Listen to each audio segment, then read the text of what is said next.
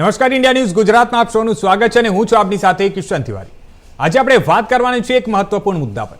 આજની મહત્વપૂર્ણ ખબર છે ઓનલાઈન પેમેન્ટ વાપરતા દરેક માટે એ ખાસ છે, કારણ કે 1 એપ્રિલ 2026 એટલે કે આજથી ઓનલાઈન ટ્રાન્ઝેક્શનના નિયમોમાં મોટો ફેરફાર લાગુ થવા જઈ રહ્યો છે। ચાલો એકવાર આપણે જાણી લઈએ કે આ નવા નિયમો શું છે અને એના વિશે વિગતવાર આપણે વાત કરીશું। સૌથી પહેલો મહત્વનો નિયમ છે ડાયનેમિક 2 ફેક્ટર ઓથેન્ટિકેશન, એટલે કે હવે દરેક પેમેન્ટ પર ખાસ ચકાસણી થશે કે ટ્રાન્ઝેક્શન કઈ જગ્યા પરથી થઈ રહ્યું છે અને આથી ફ્રોડ સંભાવનાઓ ઘટશે। બીજો મોટો બદલાવ, હવે બેકિંગ એપમાં સ્ક્રીનશોટ અને સ્ક્રીન રેકોર્ડિંગ ઉપર સંપૂર્ણ પ્રતિબંધ રહેશે। આ નિર્ણય સ્કેમર્સથી બચવા માટે લેવામાં આવ્યો છે, કારણ કે તેઓ એનીડેક્સ જેવા એપથી ડેટા ચોરી કરતા હતા। હવે જે ત્રીજો નિયમ છે તેના વિશે આપણે વાત કરીએ। હવે ગ્રાહકોને રાત્રે 11 વાગ્યાથી સવારે 6 વાગ્યા સુધી ટ્રાન્ઝેક્શન લોક કરવાની સુવિધા પણ મળશે, એટલે કે આ સમય દરમિયાન કોઈ પણ ટ્રાન્ઝેક્શન નહીં થઈ શકે। ચોથું મહત્વનું જે અપડેટ છે તે પણ મહત્વનું છે। જણાવી દઈએ કે જો તમારા મોબાઈલમાં કોઈ શંકાસ્પદ એપ કે માલવેર હશે તો તરત જ તમને ચેતવણીનું નોટિફિકેશન મળશે। પાંચમો મોટો ફેરફાર છે કે હવે SMS દ્વારા OTP નહીં આવે, જે આ OTP સીધો તમારા બેન્કિંગ એપમાં જ મળશે, જે વધુ સુરક્ષિત રહેશે। છઠ્ઠો નિયમ છે મોટા ટ્રાન્ઝેક્શન માટે હવે વધારાના સુરક્ષા પ્રશ્નો પૂછવામાં આવી શકે છે, જેમ કે તમારી વ્યક્તિગત માહિતી અને સાચો જવાબ આપ્યા પછી જ પેમેન્ટ થશે। સાતમો નિયમ છે કે હવે બિહેવિયર બાયોમેટ્રિક્સનો ઉપયોગ થશે, એટલે કે તમારી ટાઈપિંગ સ્ટાઇલ અને એપ વાપરવાની રીત પરથી ઓળખ થશે કે તમે જ ટ્રાન્ઝેક્શન કરી રહ્યા છો કે નહીં। અને જે મોટી રકમ છે તેને લઈને પણ એક નિયમ છે કે મોટી રકમના ટ્રાન્ઝેક્શન માટે આધાર લિંક, ફિંગરપ્રિન્ટ અથવા તો ફેસ સ્કેન ફરજિયાત રહેશે।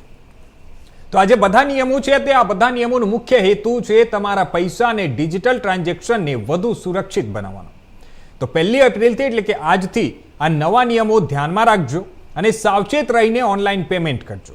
હવે આ જે સરકાર તરફથી ખાસ આ નિર્ણય લેવામાં આવ્યો છે, આ નિર્ણય મહત્વપૂર્ણ એટલે પણ બની જાય છે કારણ કે છેલ્લા થોડા વર્ષોથી આપણે જોઈ શકતા છીએ જ્યારથી ઓનલાઈન ટ્રાન્ઝેક્શન શરૂ થયું છે, ઓનલાઈન જે હિસાબે ટ્રાન્ઝેક્શન થઈ રહ્યો છે તેને જોતા ક્યાંક ને ક્યાંક સ્કેમર્સ પણ ઘણા એક્ટિવ બની ગયા છે અને એ સ્કેમર્સ જે છે તે તમારા પૈસા, તમારું બેંક ખાતું ખાલી કરે છે અને તેને લઈને આજે આપણે વિગતવાર વાત કરવાના છીએ। આજે અમારી સાથે આ ખાસ મુદ્દા પર વાત કરવા માટે અમારી સાથે જોડાઈ ગયા છે અમારા મહેમાન અને તેમની સાથે આપણે ચર્ચા કરીશું કે તમામ મુદ્દાઓ શું છે। ડોક્ટર સ્નેહલજી અમારી સાથે જોડાઈ ગયા છે। સ્નેહલજી, આપનું ખૂબ ખૂબ સ્વાગત છે અમારી સાથે આજની આ તમામ ચર્ચામાં। Thank you so much.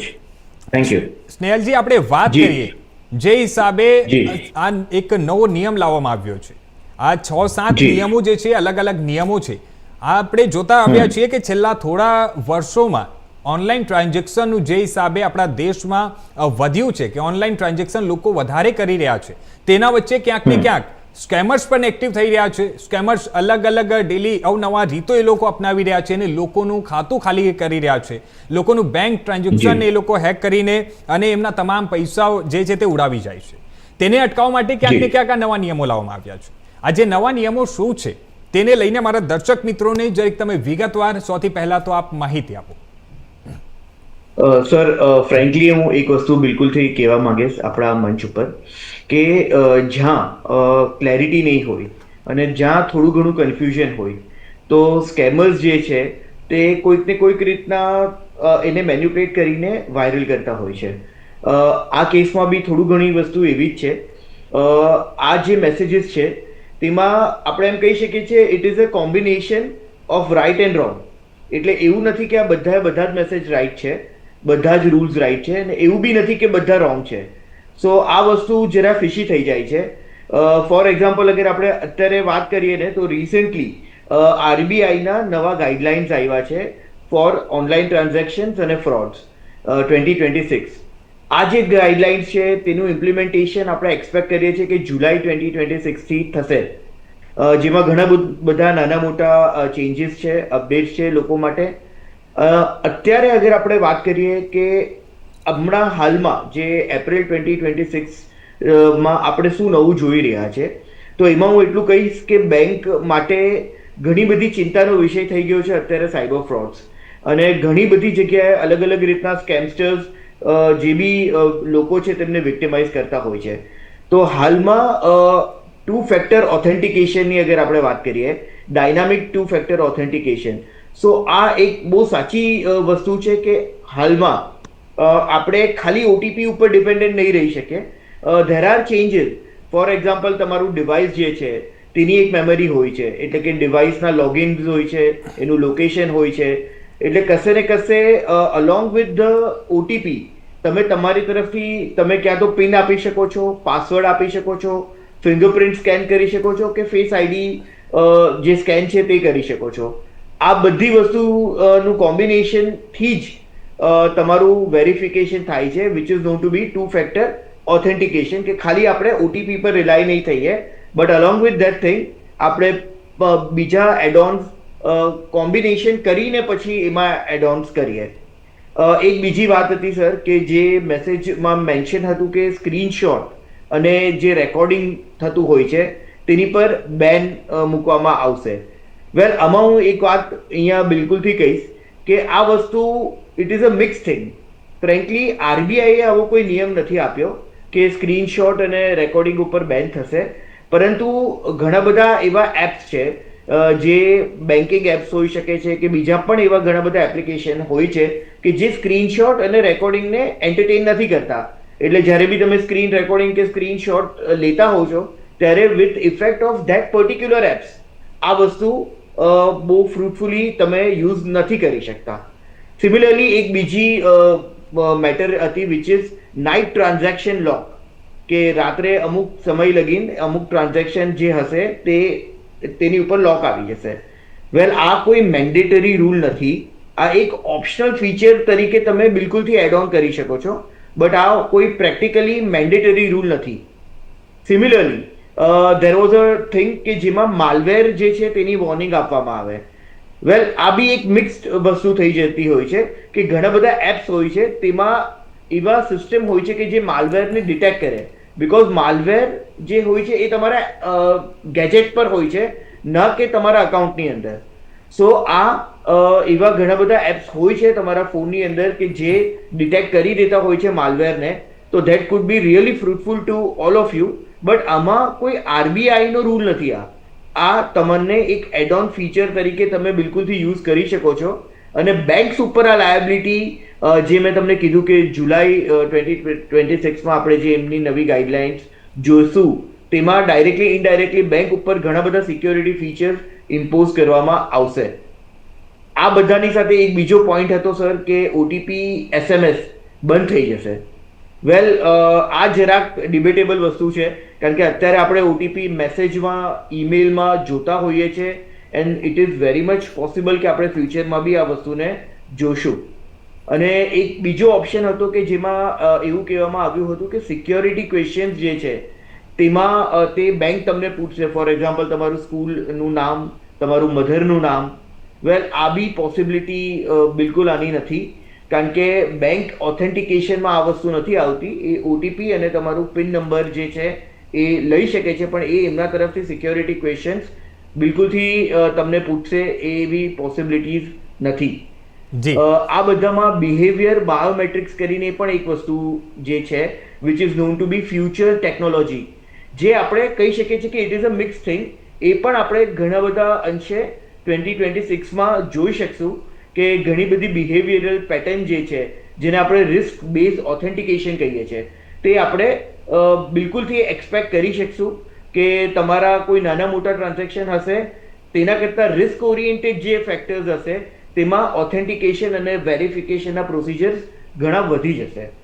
અને આ બધામાં એક બીજી વસ્તુ હતી which is known to be Aadhaar બાયોમેટ્રિકને મેન્ડેટરી કરવામાં આવે.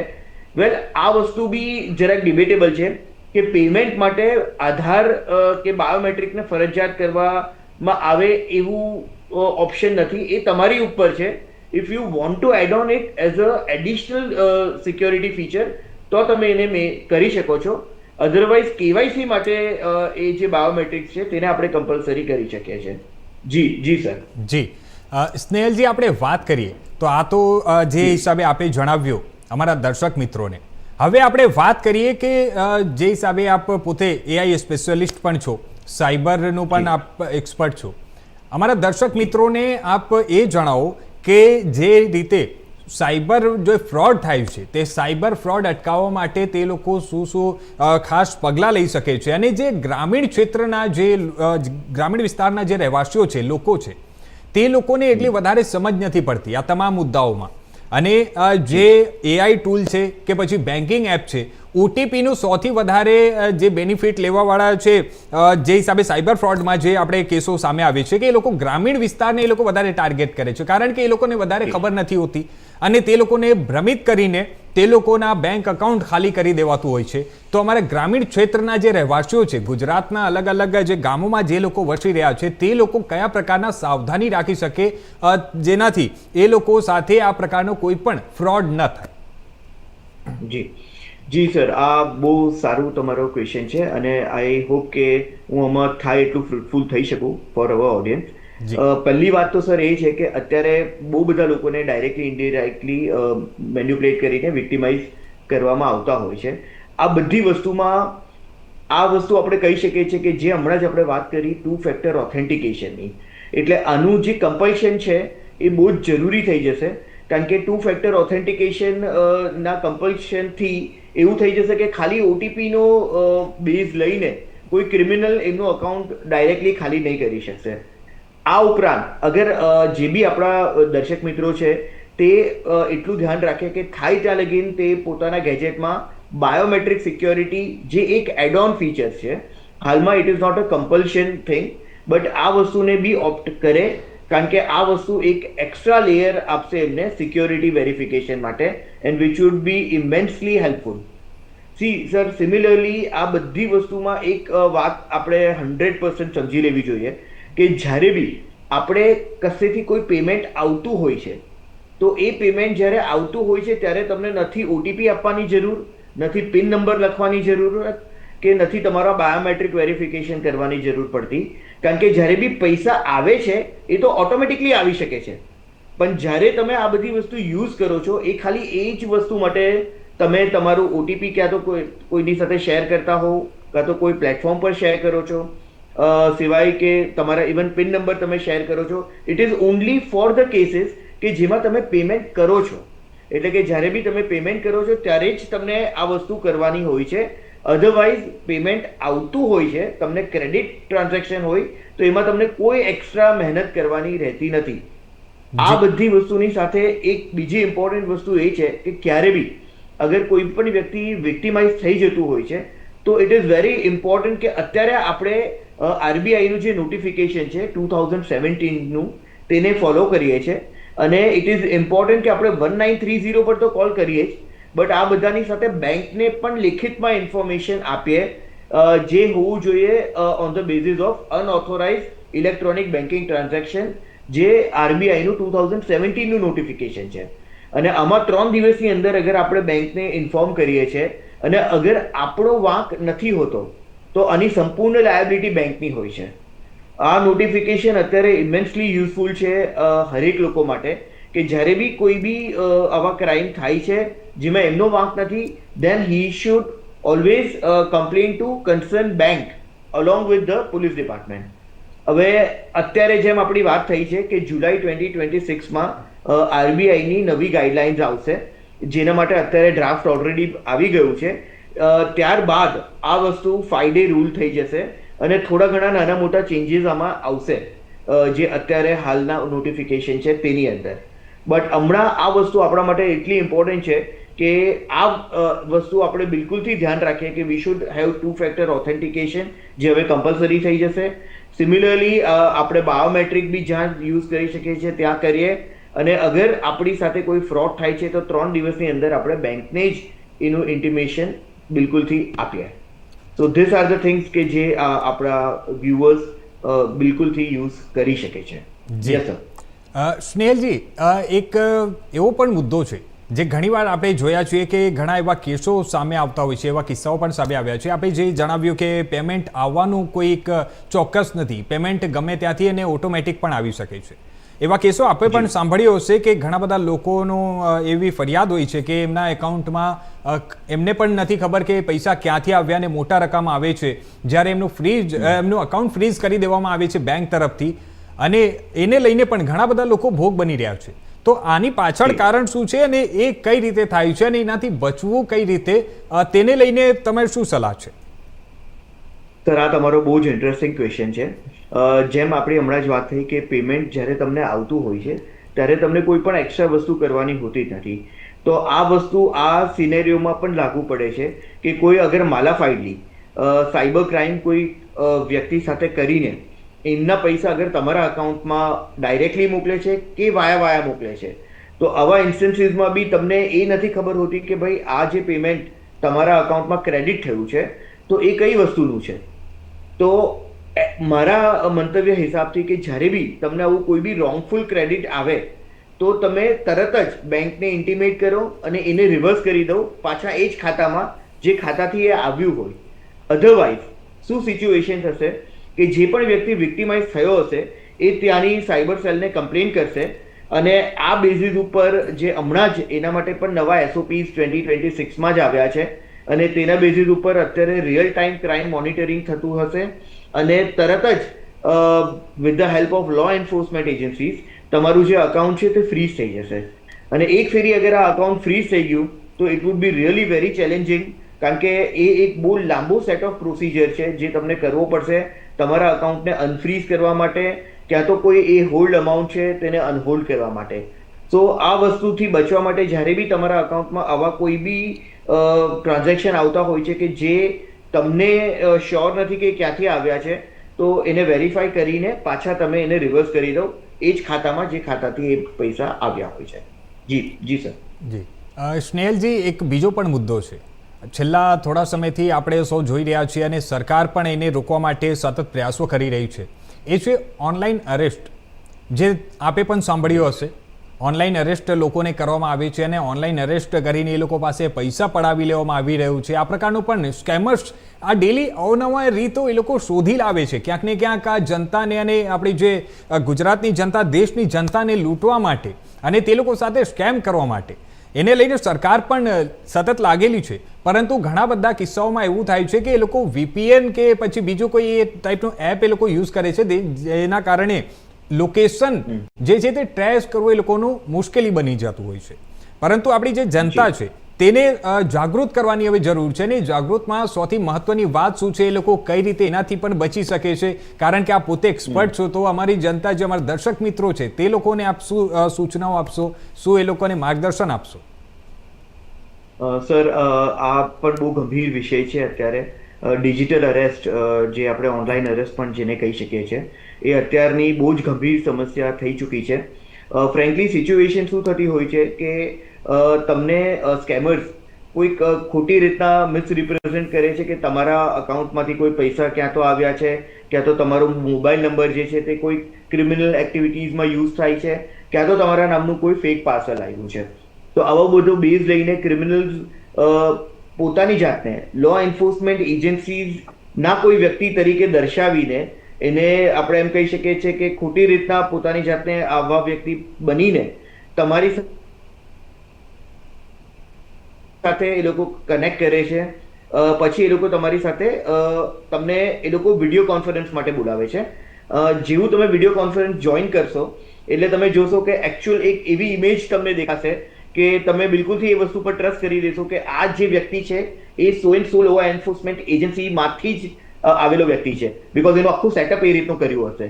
અને ત્યારબાદ એ તમને મેન્ટલી ટોર્ચર કરશે અને એ તમારી પાસે એક ડિપોઝિટ માટે એક પર્ટિક્યુલર સમ માંગશે, જે બહુ મોટા આંકડા અત્યારે આપણે એ વસ્તુ માટે જોવા મળે છે.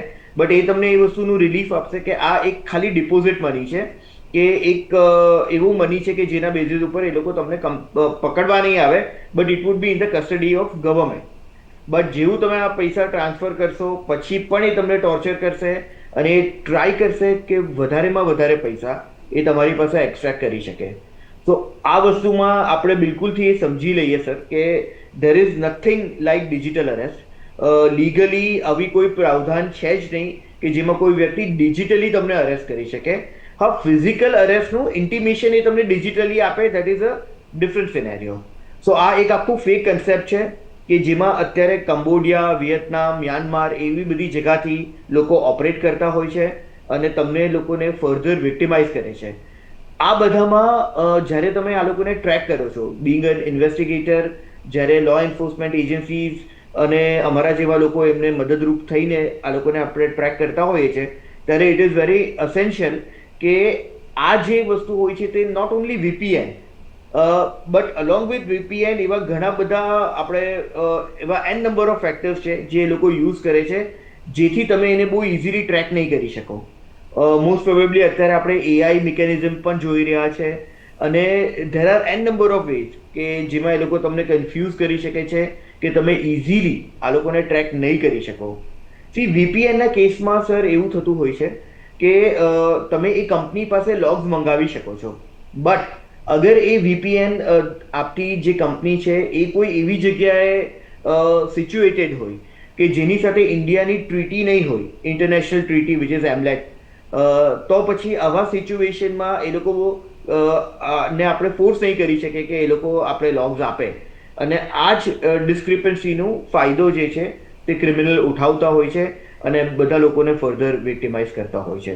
So there is nothing like digital arrest, અને આવો કોઈ પણ કોલ આવે ત્યારે પહેલાં તો એને તમે કટ કરો, એની complain 1930 which is our central cyber crime complain number, તેની પર કરી દો, અને cybercrime.gov.in આ એક વેબસાઇટ છે, તેની પર પણ તમે પેરેલલી કમ્પ્લેન કરી શકો છો.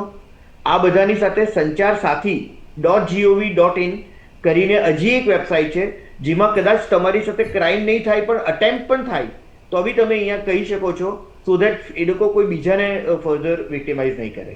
Yes sir. જી. અને હવે આપ પોતે AI સ્પેશિયલિસ્ટ છો. હવે આપણો મારો આ છેલ્લો સવાલ છે અને સૌથી મહત્વપૂર્ણ પણ છે. આવનારો સમય જ્યારે આપણા દેશના પ્રધાનમંત્રી, આપણા જે ગુજરાતના મુખ્યમંત્રી, ગુજરાતના ગૃહમંત્રી, તમામ લોકો કહી રહ્યા છે કે આવનારો સમય AI નો છે, અને આપણે સૌ જોઈ પણ રહ્યા છીએ કે આવનારો સમય AI નો છે. AI ના સમયમાં જ્યારે આપણે જોઈ શકતા છીએ આજે આટલા બધા સાયબર ફ્રોડ થઈ રહ્યા છે, તો આવનારા સમયમાં શું સાયબર ફ્રોડ થવાના કિસ્સાઓ વધી શકે છે કે એમાં કંઈક કંટ્રોલ આવશે? એને લઈને આપ શું કહેશો? સર, આ એક તમારો બહુ મિક્સ ક્વેશ્ચન છે, because the thing is that કે જેમ આપણે AI ઉપર વધુ ડિપેન્ડન્સી રાખશું તેમ આપણે ડાયરેક્ટલી ઇનડાયરેક્ટલી AI ઓરિએન્ટેડ મિકેનિઝમથી જ ચાલતા થઈ જશું. સો હું બિલકુલથી એ સજેસ્ટ કરીશ કે we should not be directly totally dependent on AI. આ ઉપરાંત AI બેઝડ ક્રાઇમ્સ અત્યારે ઘણા બધા વધી ગયા છે. AI નું એલ્ગોરિધમ તો આપણે એમ કહી શકીએ છીએ કે એ એવી રીતના ક્રિએટ કરવામાં આવતું જ હોય છે કે એ તમારી ઘણી બધી ડિટેલ્સ યુઝ કરે છે સો દેટ એ લોકો તમને ફર્ધર ઇન્ફોર્મેશન આપી શકે, બટ આ વસ્તુ ક્યારે બી મિસયુઝ થઈ શકે છે. So it is very important કે તમે AI ની સાથે શું શેર કરો છો તે વસ્તુ પર હંમેશા સતર્ક રહો. આ બધી વસ્તુની સાથે હું એ પણ કહીશ કે AI અત્યારે આપણે ક્રિમિનલને ટ્રેક કરવા માટે પણ યુઝ કરતા હોઈએ છીએ.